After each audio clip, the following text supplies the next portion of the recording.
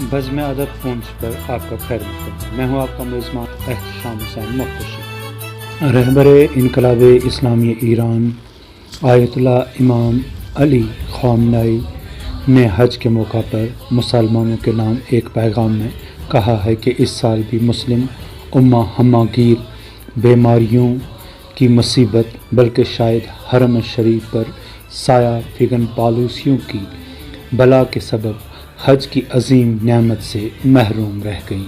انہوں نے کہا کہ حج رموز و اسرار سے بھری عبادت ہے۔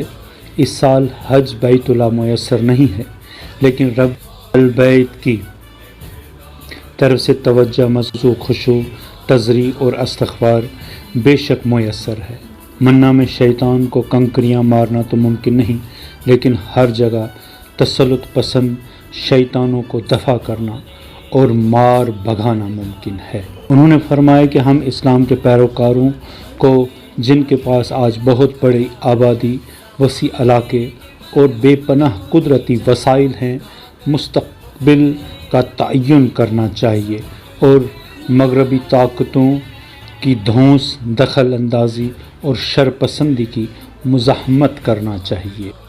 انہوں نے فرمایا کہ پچھلے 150 سال میں مسلم اقوام نے اپنے ملکوں اور حکومتوں کی سرنوشت کے سلسلے میں کوئی کردار نہیں نبھایا، بلکہ معدود چند مثالوں کے علاوہ ہمیشہ جارح مغربی حکومتوں کی طمع، دخل اندازی اور شر انگیزی کا نشانہ بنتی رہی۔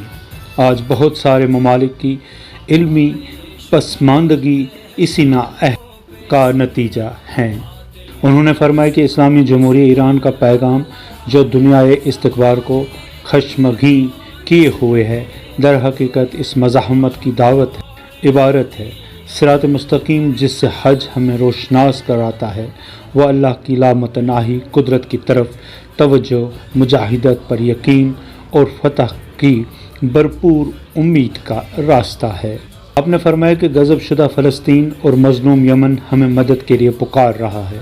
افغانستان مصیبتیں سب کی تشویش میں ڈال دیتی ہیں۔ عراق، شام، لبنان وغیرہ کے تلخ واقعات، جہاں امریکہ اور اس کے ہم نواؤں کی دخل اندازی صاف نظر آتی ہے، نوجوانوں کی غیرت و ہمت کو دعوت عمل دے رہے ہیں۔ انہوں نے فرمایا کہ مزاحمتی محاذ کی قوتوں کی بڑھتی توانائی دلوں میں امید جگاتی ہے۔ فلسطین 12 دن میں جارحہ قوت کے ناک زمین میں رگڑ دیتا ہے۔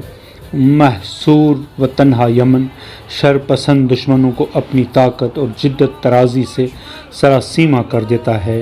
عراق میں امریکہ اور اس کی ایجنٹ داعش کو پسپائی کا سامنا ہے۔ اسی غلط اندازے کی وجہ سے افغانستان میں امریکہ رسوا ہوا۔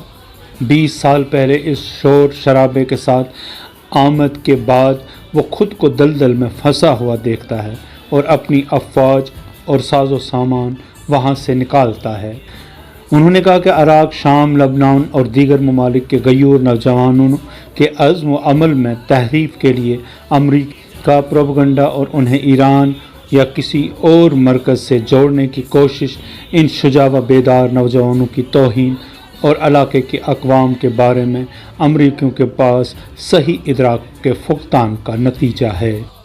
آپ نے فرمایا کہ علاقے کے اقوام نے ثابت کر دیا ہے کہ وہ بیدار ہیں اور ان کی راہ و روش ان بعض حکومتوں سے علیحدہ ہے جو غاصب صہیونی حکومت کے ساتھ دوستی کی پیکنگ بڑھاتی ہے، اور حکومتیں جنہوں نے اپنے ممالک کی قدرتی وسائل کو تاراج کرنے پر اکتفا نہیں کیا، بلکہ اب ملت فلسطین کا سرمایہ تاراج کر رہی ہیں۔